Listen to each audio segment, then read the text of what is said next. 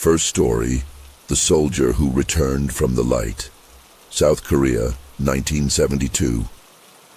It was a warm summer evening in 1972 when I first heard about him, the soldier who came back after 20 years.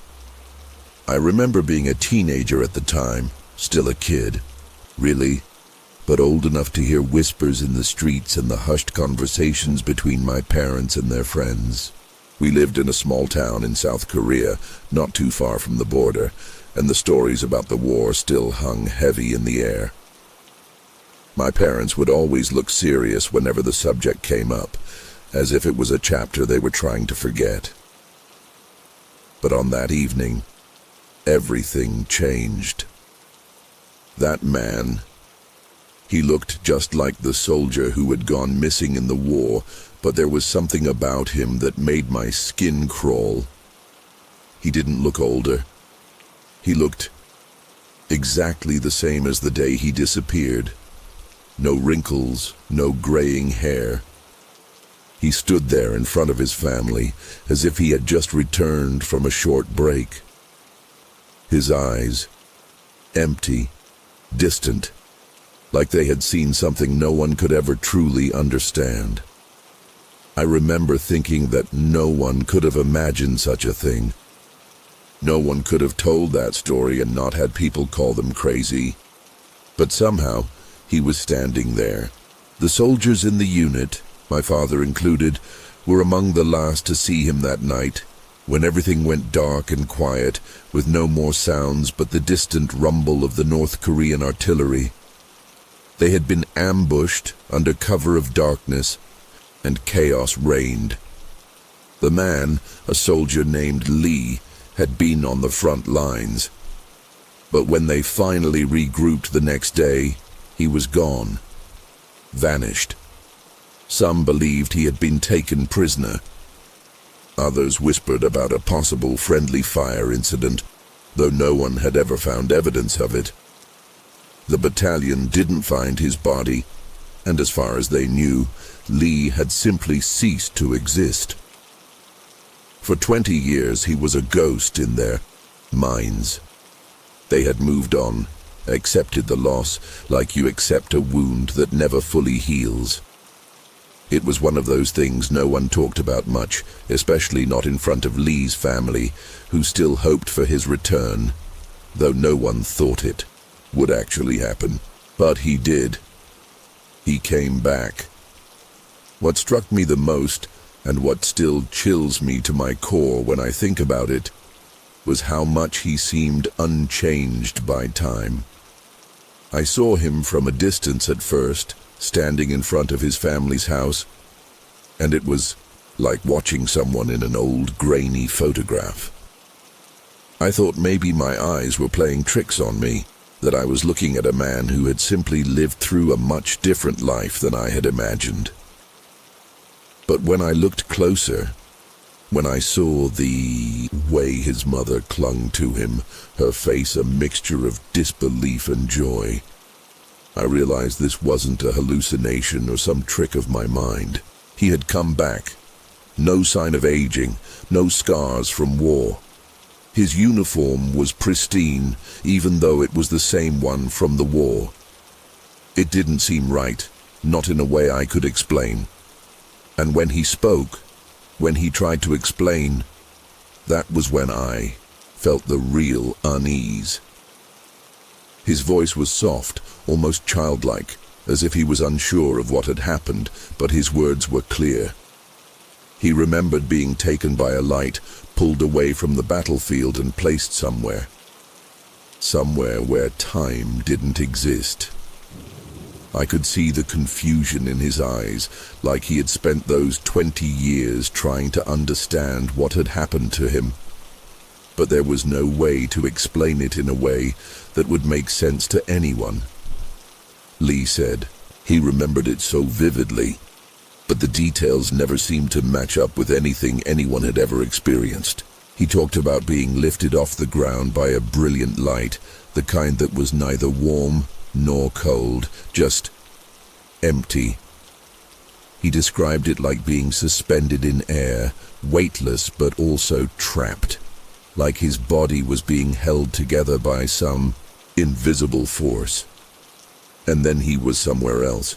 He couldn't say where, but it wasn't Earth, not in the way we know it. He described a place where everything was still, almost as if nothing had ever moved. There were no sounds, no time passing. He said he didn't feel hunger or thirst or pain, and yet he was aware of his own existence in a way that was almost unnatural. In that place, time didn't work like it did in the real world. Days, months, years, they didn't mean anything. To Lee, it felt like he had been there for only a few minutes, but when he came back, it was 20 years later. I could feel the panic in his voice as he tried to explain it to us, but there was no easy way to make sense of what he was saying. It was impossible. I could see the look on his family's faces. They were torn between joy and horror. They had their son back, but the man who stood in front of them wasn't the same. Not really. I remember my father speaking to him, trying to make sense of it, but every word that came out of Lee's mouth only deepened the mystery. There were things he couldn't explain, parts of his story that didn't add up. For instance, he couldn't recall where he had been or how he had returned. He said there was no door, no way out, just the light, and then the sudden return to his home. His memory of the place he was taken to was foggy, but the feeling of it, that sense of being suspended outside of time, was something he couldn't shake. It haunted him, I could tell. It was in the way his eyes darted around the room, how he would look over his shoulder, as if expecting something to follow him. I felt sorry for him. But then, I also couldn't help but wonder if there was something wrong with him, something that couldn't be explained. He didn't show any signs of physical trauma, and yet he was different. The light in his eyes was gone, replaced with a dull emptiness. It was almost like he was trapped between two worlds, one he didn't belong to anymore. It wasn't just his family that struggled with this. The whole town did. We all did. It was hard to accept. The strange thing about it all, and the thing that still confuses me, was that Lee never looked older. Not a day had passed for him, not physically. It was like he had stepped out of time, as if he had been preserved in a moment where aging simply didn't happen. I remember noticing that his clothes, too, were immaculate. His uniform, a relic from the war, still fit him perfectly. It wasn't faded, not a single wrinkle in the fabric, as if it had been freshly pressed just before he walked into that house. People kept saying he looked the same, that he hadn't changed. But the truth was, he was more than just unchanged. He was frozen. His body had somehow defied the natural flow of time.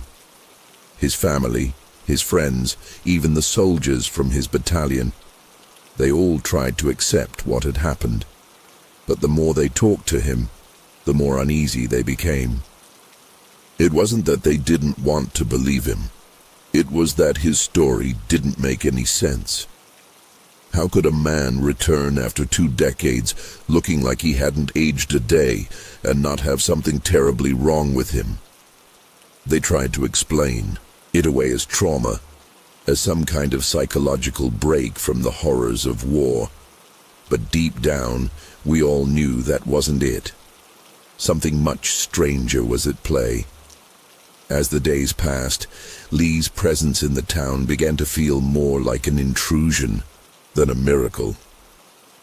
I watched as his family tried to get back to a normal life, but the townspeople grew more uneasy with each passing day.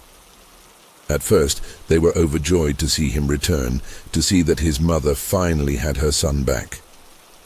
But that joy quickly faded, replaced by a quiet discomfort. People would whisper when they saw him walking down the street, and I heard more than a few say that there was something unnatural about him. It wasn't just the way he looked, too young, too unchanged. It was how he moved, how he spoke. His eyes were distant, always staring at something far beyond what was in front of him. He never seemed to make eye contact, like he was looking through people instead of at them. And his voice, though soft, held a certain eerie calmness, as if he was speaking from a place outside of time itself. I could feel it every time he spoke, a chilling, unnatural stillness in his words. No one could explain it, and no one knew how to act around him anymore. The town felt like it was being consumed by something we couldn't understand, and I could tell that Lee felt it too. Then came the nights. I'll never forget the first time I saw him out in the dark, standing alone in the middle of the street. It was just past midnight, and the streetlights cast long shadows over the empty road.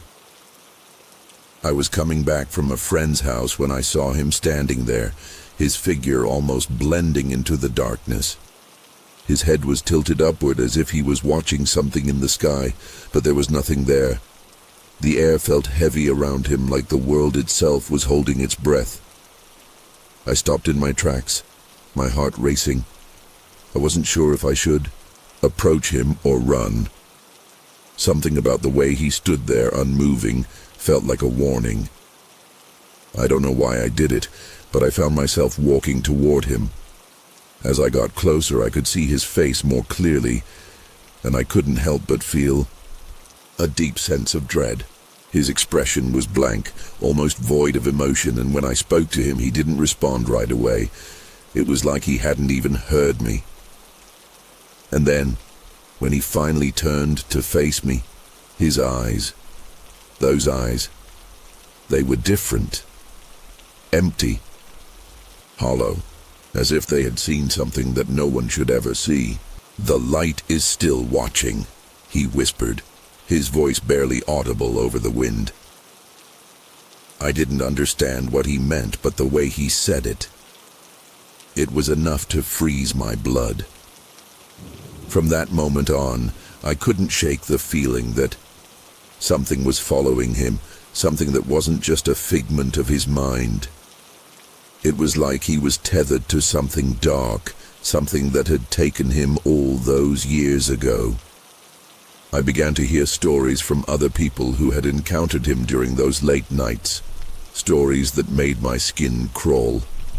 Some said they heard him talking to himself in the middle of the street, murmuring words that didn't make sense, as if he was trying to communicate with something invisible. Others claimed that they had seen strange lights flickering in the distance when he was near, lights that seemed to move in a pattern, almost as if they were drawn to him. I couldn't ignore it anymore. I started to wonder if Lee wasn't just a man who had been lost to the war, but someone who had returned from somewhere else, somewhere beyond the reach of time. It became clear to me that whatever had happened to him in those missing years wasn't over. Whatever had brought him back was still watching. It was still there. Over time, the town grew more divided on what to make of Lee's return. Some people began to distance themselves from him, their unease growing into outright fear. Others, those who had known him before the war, still tried to believe that he was the same man, the one they had fought beside, the one who had gone missing in the chaos of battle. But even they couldn't ignore the changes, even if they tried to pretend everything was normal. It was as if Lee's return had unlocked something in the air around us. A strange, almost oppressive atmosphere that we couldn't escape. I remember my father telling me late one night, when he thought I wasn't listening, that he didn't believe Lee was truly the same person anymore. He didn't know what had happened to him, but it wasn't just the passage of time that had changed him. There was something about Lee's presence that was wrong. That was the only word I could think of when I saw him after that. Wrong. He He wasn't the man we remembered. He couldn't be. My suspicions grew after I overheard a conversation between my father and a few others from the war. They were sitting at the local tavern, speaking in hushed tones. I tried not to listen, but I couldn't help myself. From what I could gather, the memories of Lee's disappearance weren't as clear-cut as I had been told. Some of the soldiers claimed they saw him being lifted into the air that night, the same way he had described to us in his story.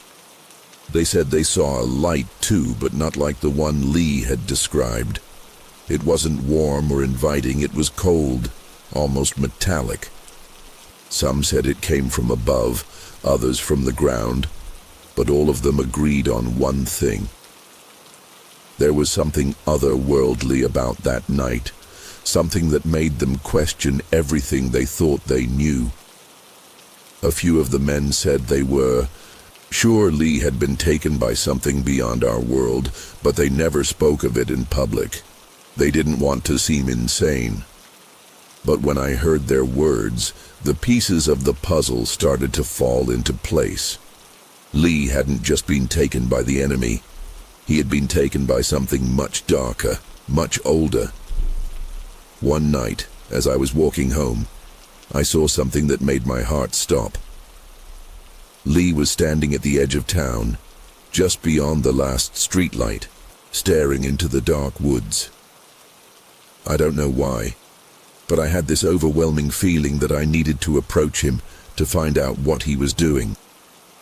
I could hear the wind rustling through the trees, but there was something else, something almost like a hum, a vibration in the air. As I got closer, I saw his silhouette against the blackness, motionless, his body rigid. His head was tilted back, as if he were listening to something that wasn't of this world. The hairs on the back of my neck stood up, and my breath caught in my throat. And then he turned. Not quickly, just slowly enough for me to realize that I had made a mistake by getting so close. His face, it was different. I couldn't place it at first, but his expression was somehow both empty and full at the same time. He wasn't looking at me. He was looking beyond me, as if something or someone was standing just out of my sight. "It's waiting," he whispered again, his voice distant and cold. It never left. I didn't know what he meant, but the terror that shot through me in that moment made me turn and run without looking back. The following days felt like a blur. The feeling of being watched never left me, and it seemed to cling to the town like a sickness. People started to lock their doors at night. Children were kept inside, and the once bustling streets became eerily quiet after sunset. I couldn't shake the image of Lee's eyes that night, the way they seemed to look right through me, as if he could see something that no one else could. And then there were the dreams. I don't know how to explain it, but I began having the same dream every night. It was always the same scene, a field of endless gray, a sky devoid of color, and, in the distance, a flickering light. At first it felt like I was watching from a distance, but then I would feel myself being pulled toward it, walking through the mist, unable to stop. The closer I got, the heavier the air felt, suffocating me until I couldn't breathe. And then I would hear Lee's voice, soft, almost a whisper, but clear as day. "It's here." That was the moment I always woke up, drenched in sweat, my heart pounding. I started to wonder if what happened to Lee wasn't just some psychological trauma, some sort of breakdown from the horrors of war. But the more I thought about it, the more it felt like something else, something that didn't belong, something that shouldn't be here. I couldn't explain why, but I began to feel like Lee was a vessel, a conduit for something that had crossed into our world. And I wasn't the only one who felt it. More and more people started to speak of strange occurrences, objects moving on their own, lights flickering in patterns that didn't make sense, and whispers in the night. It wasn't just fear anymore. It was like the town itself was becoming infected by whatever Lee had brought with him. But even as things grew worse, no one dared to confront him. We were all afraid, even if we couldn't put a name to what we were afraid of. He had brought something with him, a shadow, a presence, and no one wanted to be the one to uncover it. And then, just as suddenly as it began, it all stopped. One morning, Lee was gone. No one saw him leave, no one heard anything. It was like he had simply disappeared again, as if he had never returned in the first place. The town was left in a stunned silence. People went on with their lives, but the unease remained. I still can't explain what happened. I don't know where Lee went or why he came back, but I know this. Whatever it was that took him those 20 years ago, it wasn't finished with him. And I don't think it's finished with any of us. Sometimes, late at night, I swear I can still feel the presence, like a cold breath on the back of my neck. And sometimes, when I look at the sky, I see the faintest flicker of light just on the edge of my vision. I don't know what it means, but I know it's out there, waiting. Second story, The Mystery of the USS Cyclops, Atlantic Ocean, 1944. I don't really know how to start this. It's been over 30 years since it happened, and I still can't shake the memory of what I saw that day. Some people might think it's all just a coincidence, but I know what I experienced, and I know it was real. I was out there in the Atlantic, just like I'd done countless times before, but this time, something was different. Something was wrong. I'm a sailor, been doing it for years, and I've seen my share of strange things out on the water. But this was something else. Something that felt unnatural, almost unreal. It was during one of my solo voyages, out in the middle of nowhere, far from any coast or shore. The ocean was calm, too calm, if you know what I mean. No wind, no waves, just a glassy expanse of water stretching endlessly in every direction. I remember feeling uneasy when I saw the weather report, but I pushed it aside, thinking it was just another quiet day at sea. As the sun started to dip below the horizon, everything around me seemed to quiet down even more. The usual hum of my boat's engine faded into the background, and I could hear the soft creak of the hull as the water gently lapped against it. But then, something caught my eye, a flicker on the horizon. I first thought it was a trick of the light, some distant ship's lights reflecting oddly. But no, it wasn't that. The light I saw wasn't like any ship's light. It was a greenish glow, not bright, but it seemed to pulse faintly in the distance. It wasn't the usual navigation lights I'd seen on ships or even other boats. It had an almost unnatural, sickly hue to it. At first, I tried to tell myself it was just some strange cloud formation or an optical illusion caused by the setting sun, but deep down, I knew that wasn't right. I couldn't look away, my eyes fixated on it, and as I moved closer I realized the light wasn't moving like it should. It hovered, like it was suspended in place, a glow that shouldn't have been there at all. When I finally got closer, I swear my heart stopped. The light wasn't just hovering, it was surrounding something big. At first I couldn't make it out, but then, as my boat drew near, the shape started to reveal itself. It was a ship. No, not just any ship. It was a warship, an old one. A destroyer, the kind you'd expect from World War II. I felt a chill, creep down my spine. I knew what I was seeing. There was no mistaking it. The markings on the ship, the shape of the hull, everything about it screamed history. But what froze me in place, what made my blood run cold, was the fact that the ship seemed off. It was covered in that eerie green light, glowing in the dark water. It didn't look like a ship that had been abandoned. It looked alive, almost like it was still operating. But there was no crew, no movement, just that glow wrapping around the ship like it was trapped. Then, the unthinkable happened. The entire ship, without warning, disappeared.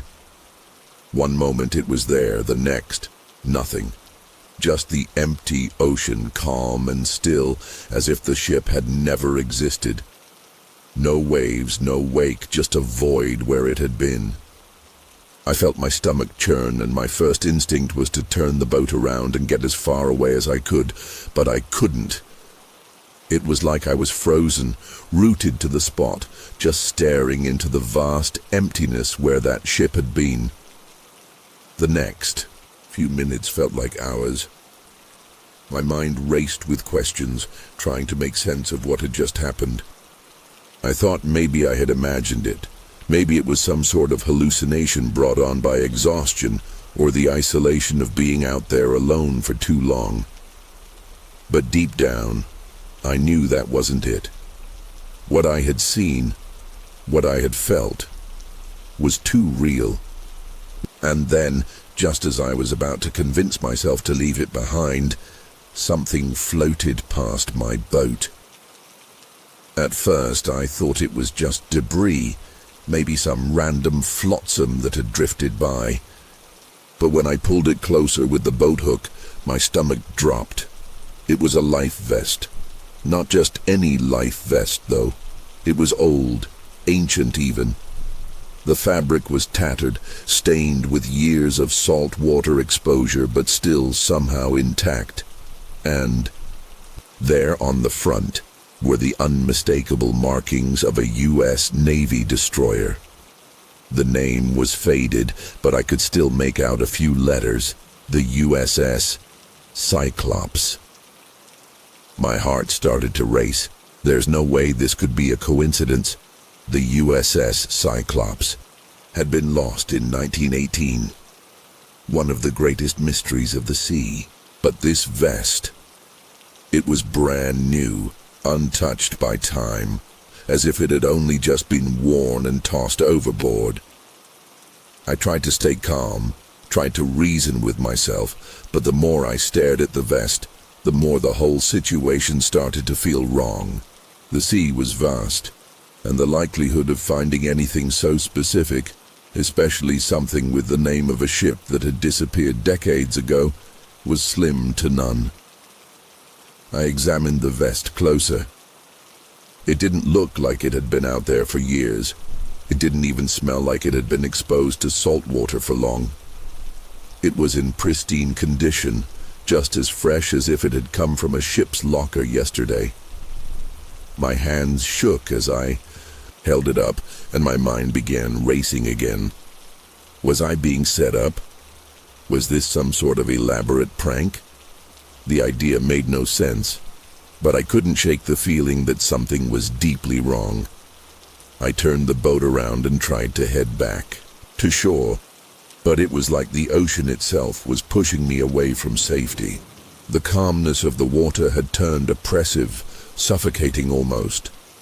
The breeze that had been absent for hours finally picked up, but it was cold, unnervingly cold, and the sky, which had been clear just moments before, began to darken in a way that felt deliberate, like a shadow moving across the sea, blotting out the sun.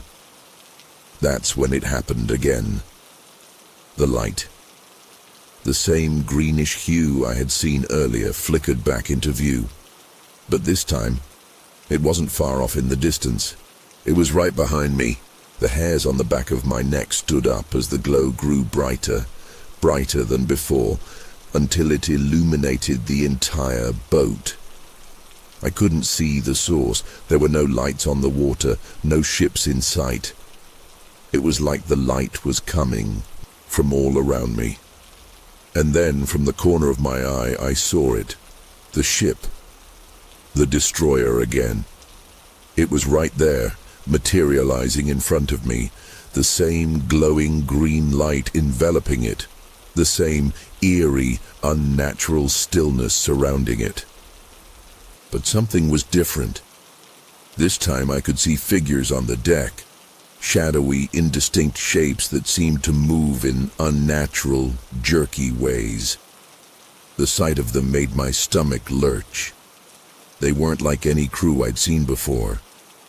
The more I stared, the more the figures began to distort, almost like they were flickering in and out of existence. The ship seemed to pulse with life, but there was no sound, no creaking of metal, no engines humming. Just the terrifying silence of the sea and that green, ghostly glow. My heart was pounding in my chest now. I felt trapped, like I was caught, in some kind of nightmare I couldn't wake up from. The figures on the deck were getting clearer, but with each passing second, they seemed more wrong. Their movements weren't natural. They were stiff, like puppets on strings, jerking and twisting in impossible ways. I couldn't look away, even though every fiber of my being screamed at me to turn the boat around and get out of there. But my body refused to obey. It was like I was being drawn in, hypnotized by whatever was happening. Then, one of the figures turned toward me. It wasn't a person, not really. I don't know how to explain it, but it didn't look human. It was like a shell, hollow and lifeless, a figure with no real substance, no face, just dark shadows where its features should have been. The eyes, or what I could make out of them, were dark, like black holes, and they seemed to pierce straight into me.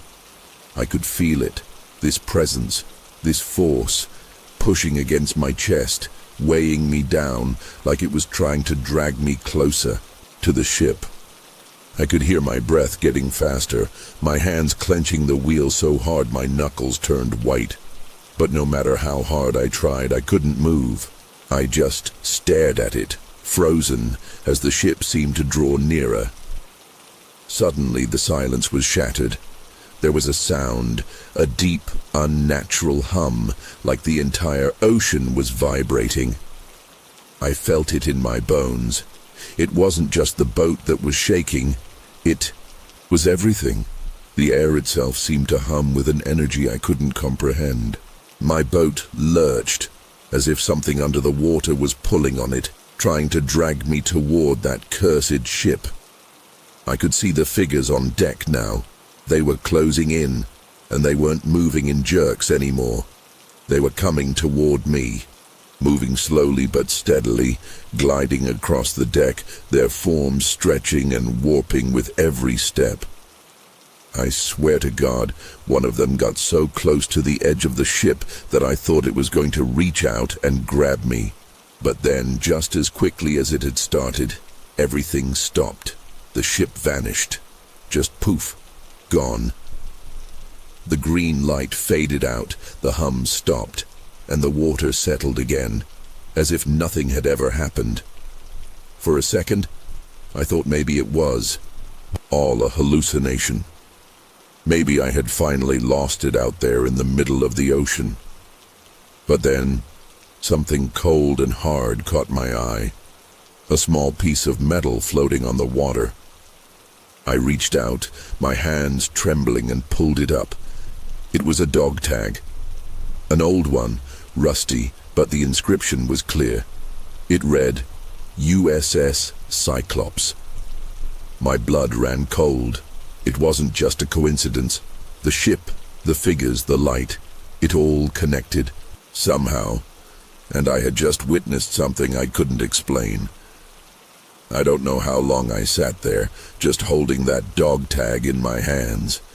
Time seemed to stretch out in a way that didn't make sense. It was as if I had slipped into another world, or maybe the world had slipped into mine. The sea was still, unnaturally so. The breeze that had once been cold had faded, leaving nothing but a stifling, oppressive silence. I could still feel that presence, though, lingering, hanging over me. It felt like I wasn't alone anymore, like something was watching me, waiting. I finally managed to start the boat again, my hands shaking violently as I gripped the wheel. I couldn't get out of there fast enough. I don't know how long it took me to get back to shore, but it felt like an eternity. When I finally docked, I couldn't get out of the boat fast enough. I don't know if I'll ever fully understand what happened that day, but I'm certain of one thing. The USS Cyclops wasn't just lost in 1918. Whatever I saw out there, whatever I felt, it was real. It's still real. Since that day, I've tried to forget it. Tried to convince myself it was a fluke, some combination of exhaustion, isolation, and stress that made my mind play tricks on me. But every time I close my eyes, I see that glowing ship, those unnatural figures, that dog tag. It haunts me. I've talked to other sailors, other people who spend long stretches at sea, and a few of them have mentioned strange things happening out there. But none of them ever said anything like what I saw. They talk about lights, odd noises, and feelings of being watched, but none of them have seen that. The glowing ship, the crew that wasn't a crew, the cold, suffocating presence of it all. Sometimes, when I'm alone at night, I still hear that hum, feel the vibration in the air, like it's coming from the ocean itself. It's always there, just beneath the surface. I don't think I'll ever shake that feeling, that terror. It's like a part of me was taken that day, and I can never get it back. A few months ago, I heard a story. Someone mentioned it in passing, as if it were nothing more than an old tale. But it caught my attention. A sailor, just like me, had been out in the Atlantic. He was part of a crew on a research vessel somewhere near Bermuda. His ship had vanished. There was no explanation, no distress signal, nothing. They searched for weeks. But it was like the ship had been swallowed up by the ocean. His crew was never found, and they wrote it off as a tragic accident. But a few weeks later, someone found a piece of the ship floating in the middle of the ocean. Just like what happened to me. A broken piece of metal with the same name inscribed on it, USS Cyclops. My stomach dropped when I heard that. It felt like someone was trying to tell me something that I wasn't ready to hear. It made me think back to that night, to the ship that disappeared in front of my eyes, to the figures that didn't belong in this world. I don't know what the connection is, but it's there. And it's not something I can ignore anymore. I've considered telling people about what happened to me, but I don't think anyone would believe me. No one would understand. The truth is, I'm terrified. Terrified that if I keep looking into this, if I keep asking questions, I'll end up like the others. Just another ship, another crew, lost in the middle of the ocean, never to be found again. But there's something inside me, a gnawing feeling telling me that I can't stop. That what I saw wasn't a mistake, and that what I felt out there wasn't just some hallucination. I don't know if the Cyclops is still out there, or if it's just a shadow of the past. But part of me knows, deep down, that whatever happened to that ship didn't stay in 1918. It's still out there, lurking beneath the waves, waiting. And I'm afraid it's not finished with me yet. I haven't gone back out to sea since that day. Every time I think about it, I can't help but feel that weight pressing on my chest, that suffocating feeling from when I first saw the green glow. The ocean, once my home, now feels like a place where something is watching, waiting. I don't know if it's the ghosts of the lost crew of the Cyclops, or something else entirely. But something is out there, and it's not done. I can't explain what happened. I can't explain why it happened. But I know one thing for sure. I'll never forget the feeling of that cold, unblinking stare from those shadowy figures. I'll never forget how the ocean seemed to hold its breath, waiting for something to happen. And I'll never forget that ship, that green light, and that damn dog tag. I've kept that tag with me, always. It's small, rusted, and faded, but it feels important, like it holds some kind of answer that I don't understand yet. Maybe it's a warning. Maybe it's a reminder that we don't know what's out there, beneath the waves, beyond the horizon. I don't know. But every time I touch it, I get the same feeling, the same pull to go back to find out more. I don't think I'll ever get rid of it. Some part of me, the part that still feels the tug of the ocean, wants to go back and search for the truth. But another part of me, the part that remembers that green light, those twisted figures, and the silence that came after, that part is terrified. And so I stay here, I stay on land. But the ocean calls to me, and I can't ignore it forever. It's like something unfinished, a thread that I can't untangle. I don't know what happened out there, or why I was the one who saw it, but I'll never forget. I know it wasn't a dream. It wasn't just my mind playing tricks. It was real. And whatever was on that ship, whatever is still out there, it's waiting. I don't know how, but I know it's out there, still lost in the ocean, just like the Cyclops. I don't think I'll ever truly be free of it. Third story, The Battalion That Vanished, Iraq, 2003. I never thought I'd find myself writing this. It's hard to even talk about it without feeling that tightness in my chest, that sense of disbelief, like I'm still not entirely sure what happened that night. But it's been years, and I can't shake the images from my head, the things I saw, things no one ever prepared me for. I wasn't even supposed to be there. I was just a part of a regular unit, a soldier like any other, doing my job during the invasion of Iraq in 2003. I didn't sign up for anything like this. But what happened that night is something I can't explain, not even to myself. If I didn't see it with my own eyes, I'd never believe it either. So I'm writing this now, hoping maybe, just maybe, someone else out there might have had the same experience. We were in the desert, deep in the thick of it. The dust, the heat. It felt like everything was swallowing us whole. I remember it being a particularly dark night. We were set up in a defensive position just outside a small village that we'd been given orders to secure. The mission seemed straightforward: clear the area, neutralize any hostile forces, move on. But like so many things in Iraq, it wasn't that simple. I'll never forget the first thing that happened. We'd been getting radio chatter about some strange movements in the area, units that didn't quite fit with anything we'd been briefed on.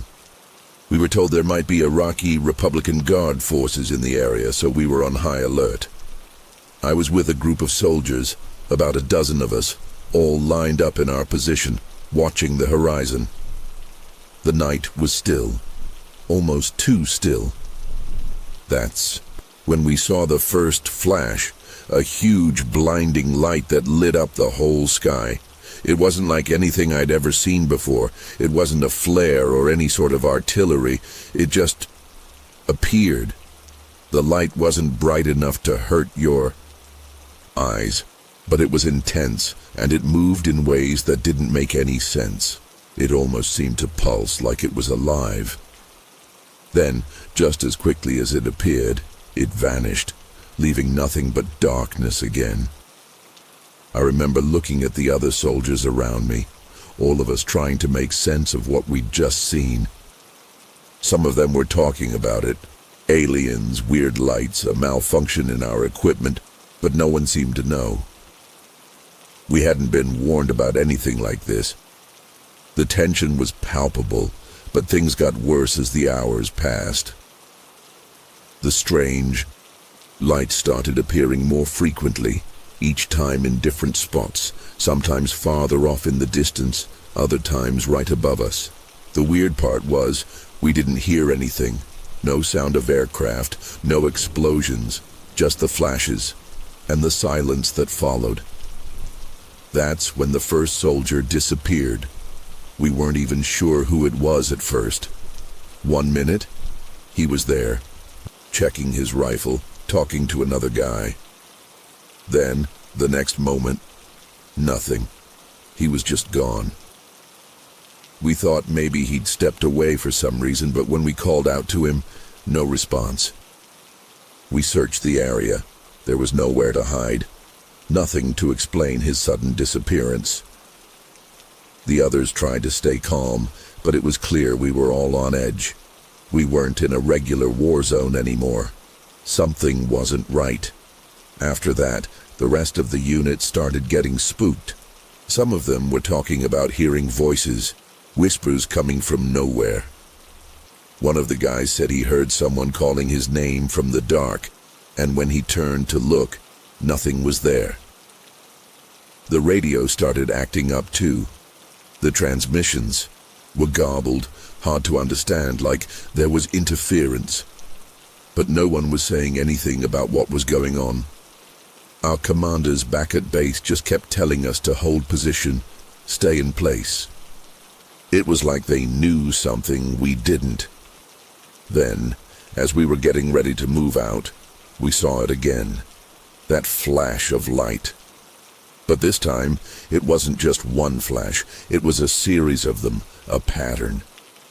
They moved across the sky, not like anything a human-made craft could do.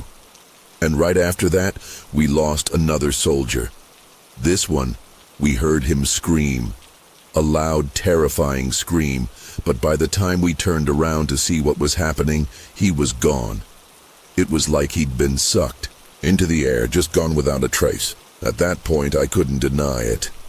Whatever was happening, it wasn't normal. It wasn't part of the war. The tension was unbearable. Our squad was falling apart, each of us starting to wonder if we were going crazy. And then it happened. Just as the sun started to come up one by one, the rest of the unit started vanishing. It wasn't like they were running off. It wasn't like they just left. 1 minute they were there, and the next, nothing. No traces, no footprints in the dust, no signs of struggle. I remember looking around at the emptiness, the quiet that seemed to stretch on forever. It was as though the desert had swallowed them whole. I was the only one left. The last thing I remember is that damn light, brighter than anything, shining directly above me. It was almost like it was watching me, studying me. My heart was pounding in my chest, but I couldn't move. I didn't even want to look up. I could feel it, though, like the air around me was charged, like everything was about to change. Then, just like that, the light was gone. The silence was deafening.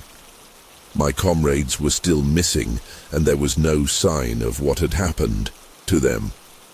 When I got back to base, I tried to report it, tried to tell someone what I'd seen, but no one believed me.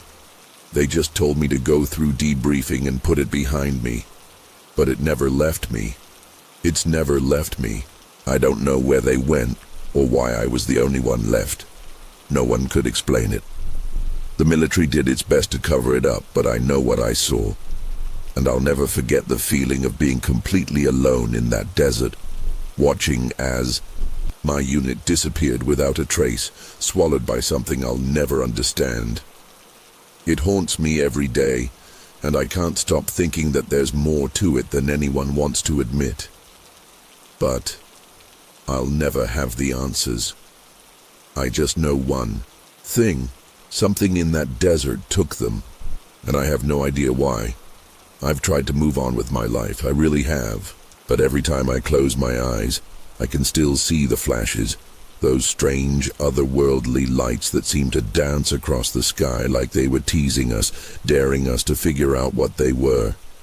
And I hear the voices too, soft whispers, in my ears, sometimes in the middle of the night, sometimes when I'm walking down the street. It's like they're calling me back to that desert, to that place where everything changed. The thing is, I don't know if it's the trauma messing with my mind, or if it's something else, something I'm not supposed to understand, but I can't shake it. Every time I hear a plane or a helicopter fly by, I feel a jolt of panic. It's like I'm waiting for the light to return, to take me too. I can't escape it. I tried talking to the other guys who were there with me, but when I finally tracked down the few that made it back, those who weren't completely destroyed by what happened, they wouldn't say anything. They all just gave me this look like they'd seen the same thing, but it was something too deep to talk about. A few of them disappeared after that. I don't know where they went. I'm not sure if they just couldn't live with it anymore or if something else happened to them. But after a while it became clear to me. I was the last one. The last one who remembered what happened. And no matter how much I tried to forget, the memories would always come rushing back, stronger than ever. At first, I thought maybe it was some sort of government experiment. Maybe we were exposed to something, some kind of weapon or technology they were testing on us. But that didn't explain the lights or the feeling I had in my gut, like we were never meant to be part of that mission in the first place. It felt like we were being watched the whole time, like the whole unit was just being led to that spot on purpose, to disappear. It wasn't just a military operation gone wrong. It was something bigger than that, something I'm not supposed to understand. Then came the dreams. At first, I thought they were just nightmares. But these weren't like regular nightmares. I would wake up in the middle of the night, drenched in sweat, my heart racing, with the images still burned into my mind. The same lights, the same feeling of being lifted, of being taken away, of my body not obeying my commands. Sometimes I'd wake up and think I could still feel the air around me, that strange, thick atmosphere that seemed to cling to me when I was in that desert. The worst part, every night, the dreams became clearer, more vivid, like they were trying to tell me something. One night, I woke up from one of these dreams, and I could swear I saw a figure standing at the foot of my bed. A tall, thin silhouette, barely visible in the dark, but unmistakable in its presence. I froze, unable to move, unable to scream. The air in my room became thick, almost suffocating, and I could hear it whispering. I couldn't make out the words, but the voice wasn't human. It wasn't even close to being human. I wanted to run, but my body wouldn't respond. I just sat there, trapped in my own terror. I couldn't look away. Then, just like the lights, the figure disappeared without a trace. But the fear, it stayed with me. I've had other encounters since then. Moments of waking up, only to find myself in a place I don't recognize, strange landscapes, eerie silences, and always that same feeling of being watched. Sometimes I'll look at people, and for just a split second, their faces will shift, become something otherworldly. I don't know if it's a result of the trauma or if something else is happening. But I can't shake the feeling that the desert hasn't let me go, that whatever happened out there, whatever I saw, is still following me. And I'm starting to wonder if it's not over. if I haven't truly escaped? The truth is, I don't think I ever will. I've tried everything: therapy, medication, getting away from the memories. But nothing works. It's as if I'm being pulled back to that place, that moment in time when everything changed. I've even considered going back to Iraq, back to the site where the unit disappeared. Maybe it's a terrible idea, but something inside me says I need to go there to see if anything remains, any answers, any clue as to what really happened. But then every time I think about it, I feel that same dread creeping up my spine, like I'm not supposed to know what happened. Like there's a reason why no one's ever talked about it, why the military covered it up. Maybe they don't know either. Or maybe they do, and they don't want us to find out. I don't know if I'll ever have the courage to go back, but part of me needs to find out why I'm still haunted by that night, why the faces of my comrades, those who disappeared, still appear in my mind. I can't let it go. Not until I know what it was that took them. I don't care if it means facing something I can't explain. I need to know. I'm sharing this here because I don't know who else to turn to. The nightmares are getting worse. The flashes are getting stronger. It's like I'm not meant to forget. And if anyone out there has had something similar happen to them, I beg you to reach out. Maybe we're all in this together. Maybe we can find the answers we're all searching for. Because I'm not sure how much longer I can keep carrying this alone. It's been a few weeks since I last posted, and things have only gotten worse. I thought I was losing my mind at first, but now I'm starting to wonder if what happened to my unit wasn't some isolated event.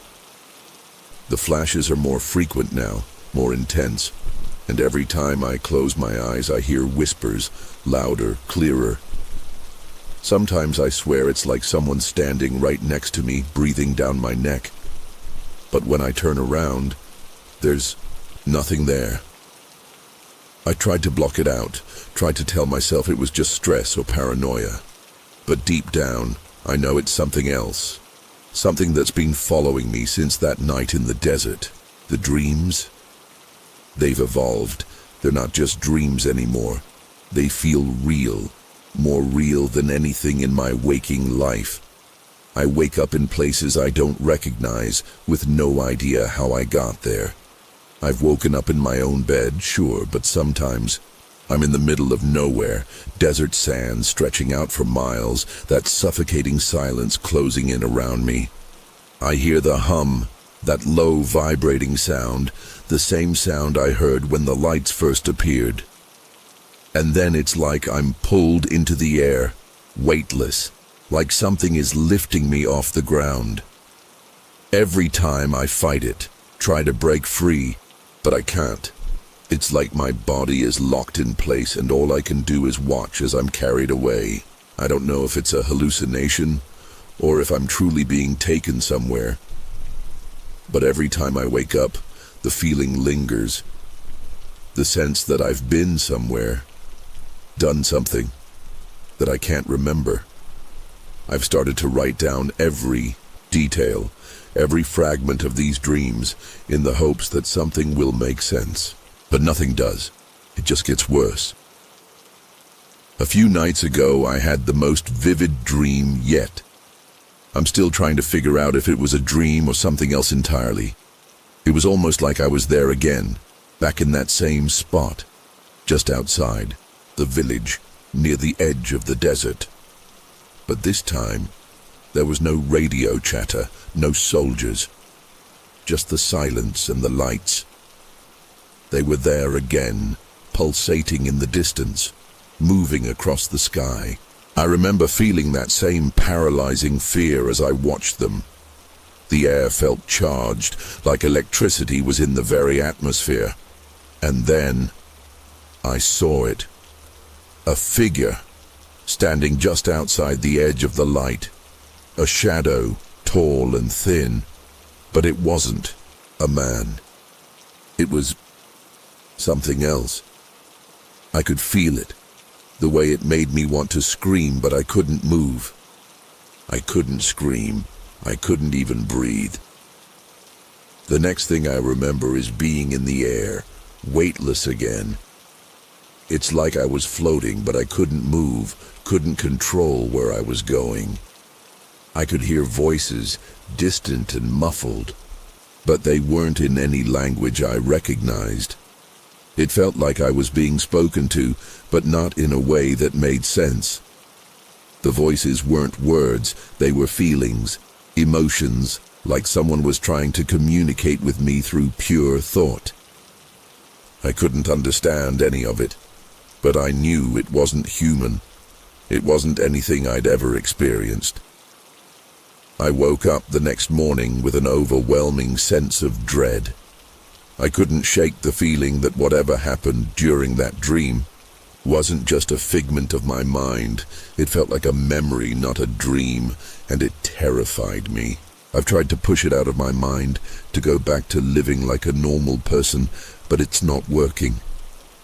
I can't escape the feeling that I'm being followed, that something knows me, that something is waiting for me. I went back to the desert a few weeks ago, despite all my fears. I needed to see if there was something left behind, something that could explain what happened to my unit, why they vanished. I don't know why I thought I'd find anything. Maybe I was hoping for some sign, some clue that would make sense of it all. But I didn't find anything. There were no bodies, no wreckage, nothing. Just empty sand and the remains of a battlefield that felt like it had been forgotten by time. I stood there for hours just staring into the nothingness, listening to the wind, trying to feel something, anything, but there was nothing. It wasn't until I left that place that I realized something had followed me back. The air felt thicker, heavier. The whispers, the flashes, they followed me home. It's like whatever happened to my unit didn't end in the desert. It came with me, and now it's here, in my everyday life. I don't know what it wants from me or if it's just trying to show me something, but I can't escape it. And I don't know how much longer I can keep pretending like everything is normal when it's not. The truth is, I don't think I'll ever know the full story of what happened that night. The military will never tell us. They'll never give us the answers we need. But deep down, I know it wasn't just an accident. It wasn't just some soldiers getting lost in the desert. There's something bigger at play here, something that doesn't want us to know, and I can't help but feel like I'm part of it now. Like I've been marked, in a way I'll never understand. Maybe I'll never get any closure, but at least I'm not the only one who remembers. It's been almost a month since I last posted, and I don't know why I'm writing this. Maybe I'm hoping that someone, anyone, will understand what I'm going through. But at the same time, I'm terrified of what I might find. The nightmares, the flashes, they're not stopping. They're getting stronger, more real. Sometimes I feel like I'm losing myself. I can't even tell what's real anymore. When I wake up, I feel like I've been somewhere else. Like I've been taken away again. I can't explain it. It's like part of me is still there. Back in that desert. Stuck in the moment when my entire world turned upside down. I can't look at anything the same anymore. When I watch the news, or see something about the military, or even hear people talking about the Iraq War, I feel a knot in my stomach. It's like I'm still there, still fighting in that battle, still seeing the flashes, hearing the voices. It doesn't matter where I am, it feels like the war, that mission, never really ended. The lights, the whispers, the feeling of being watched. They're with me, always. And every time I close my eyes, I can still see them. I can still see the faces of the men who disappeared, like they're all waiting for me to join them, to understand what happened. I've tried reaching out to others who might have been there, hoping for some kind of connection, hoping to find someone who remembers what happened the way I do. But it's like I'm the last one standing. I haven't found anyone who's willing to talk about it, at least not in the way I need them to. People avoid the subject. Some act like it never happened, like the whole battalion just vanished into thin air, as if it was nothing. It's maddening. It's like the whole thing is being erased from memory, from history. But I know what I saw. I know what I felt. And no one can take that away from me. There's something out there, something beyond our understanding, something that took my unit. I don't know if it was alien, or some kind of secret military project gone wrong, or something even more sinister, but it was real. It was too real to ignore. The problem is, no one will acknowledge it. No one wants to talk about it. They'd rather pretend it didn't happen, that the whole thing is just a bad memory. But that's not the truth. The truth is that something unnatural happened, something that defies all logic and reason, and we're being told to forget about it. I've come to realize that I may never get the answers I'm looking for. Maybe no one will. But I can't live in this nightmare forever. I can't keep letting it consume me. It's ruining my life piece by piece. I've started seeing a therapist, someone who specializes in trauma, but even she doesn't understand. She tries to help, but there's a distance between us that I can't explain. She doesn't know what it's like to have those flashes, to wake up and feel like you've been somewhere else, somewhere you can't explain. She doesn't know what it's like to hear voices that aren't there, to feel like you're being watched even when no one's around. The worst part? I'm starting to wonder if it'll ever stop, if it'll ever let me go, because part of me doesn't want it to. Part of me feels like I'm connected to whatever it was that took my battalion, like I'm still part of it even now. Maybe that's what it wanted all along. Maybe that's what it was waiting for. To leave me with this endless cycle of fear and confusion, until I'm not sure what's real and what's not. I've been getting more and more paranoid as the days go by. The strange things happening to me, the flashes, the dreams, it's like they're amplifying. I can't go a day without feeling like something's following me.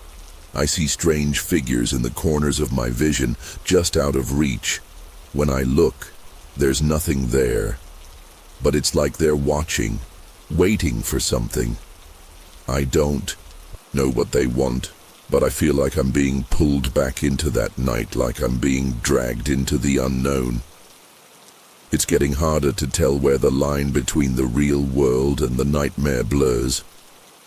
Sometimes I think I'm still there, back in that desert, waiting for the lights to come again, for whatever took us to take me too. I don't know what to do anymore. I've tried everything I can think of to break free from this, to shake it off. But every time I think I'm finally free, the memories come flooding back, stronger than before, and I can't stop it. It's like I'm trapped in a never-ending loop, a cycle that keeps repeating itself, dragging me back to that moment when everything changed. I've started questioning everything, my past, my future, my sanity. I don't even know who I am anymore. The person I was before the mission, that person is gone, and maybe that's the real horror here.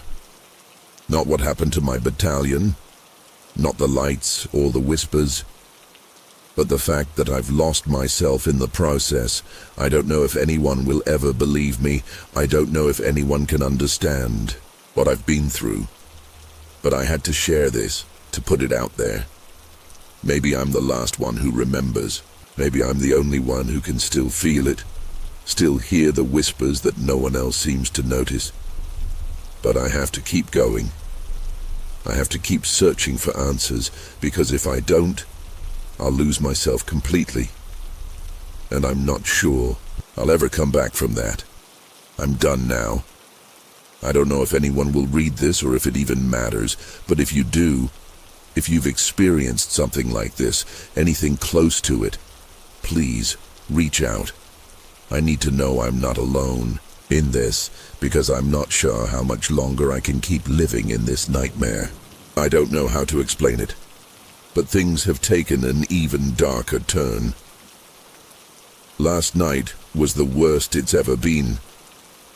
I went to bed like usual, but when I woke up, it was like I was still stuck in that place, back in the desert. I felt like I wasn't alone. I felt like I was being watched the whole time. And then, in the dead of night, I heard the unmistakable hum. That low, vibrating noise I've tried to ignore for so long. It was coming from outside. But there was no way I could go out there. Not after everything I've experienced. I stayed frozen in my bed, listening to it, feeling it crawl through the walls, vibrating the air around me. It's like it was trying to pull me back to where it all started, pulling me into that abyss where time didn't exist and the world was warped. I tried to shake it off. I told myself it was just another episode, a relapse into the madness of my own mind. But deep down, I knew better. This wasn't in my head. I know what I felt, what I heard, and it wasn't a figment of my imagination. And when I finally gathered the courage to get up and go to the window, I saw it. The lights. They were in the sky again, pulsating just like I remembered, moving in ways that made no sense. I should have been terrified, and I was, but there was also something else. Something I can't explain. It's like they were calling to me, drawing me in, pulling me towards them. But here's the worst part. When I turned away from the window, the room felt wrong. It was like the air was thicker, heavier. I could barely breathe. I felt like I was being squeezed, like something was closing in around me. The shadows in the room seemed to stretch longer, darker, and I swear I could hear footsteps, someone walking in my room. But when I looked, there was nothing there. No one. But the feeling didn't go away. It stayed, hanging in the air like a weight, suffocating me. It's been days now, and I don't know what's real anymore. I can't trust my own mind. The flashes, the whispers, the visions, they don't stop. I've tried to reach out to others, but no one seems to know what I'm talking about. No one can understand. I went to see a doctor, but even that felt wrong. He looked at me like I was crazy, like I was making this up. I wanted to scream at him, to tell him the truth, but I couldn't. There's no one to trust anymore. No one who will believe what happened, what we saw. The military, they won't even acknowledge the battalion that vanished. It's like we never existed, like we were erased. And now, with each passing day, I feel myself fading. I can't keep going like this, stuck in this nightmare. I don't know what happened to the men who disappeared with me, or what took us. But I know it's still out there, watching, waiting. I can feel it deep inside my bones. And the worst part, I think it's getting closer. I think it's trying to take me, to finish what it started. I don't know how long I can hold on to reality, or if I even want to anymore. Part of me just wants it all to end, wants to stop this endless cycle of fear and confusion. But another part of me, the part that remembers, is terrified of what will happen if I let go. What if I disappear too? What if I end up like the others, lost in the void, never to be seen again? I don't have answers. I don't know how to explain what happened or why it happened. Maybe I never will. But I'm starting to think that I don't need answers anymore. Maybe all I need is for someone to listen, to hear my story, even if they don't believe me. Because that's the one thing I still have, the truth. The truth that something happened that night, something that no one can explain, something that took my unit and is still taking others. I don't know how much longer I'll be able to keep writing, to keep telling this story. But if anyone reads this, if anyone's out there who's gone through something like this, I need you to know you're not alone. We're all part of this, whether we want to be or not. And maybe, just maybe, one day the truth will come out. Or maybe it won't. But until then, I'll keep remembering. I'll keep telling my story, because that's the only thing that's left. I'm done now. I don't know how much longer I can keep doing this. But if anyone else has felt what I've felt, if anyone else has been through this, reach out. I'm still here. And I'm still waiting for the day the truth finally comes to light. Until then, I'll keep watching the skies. I'll keep listening for the hum.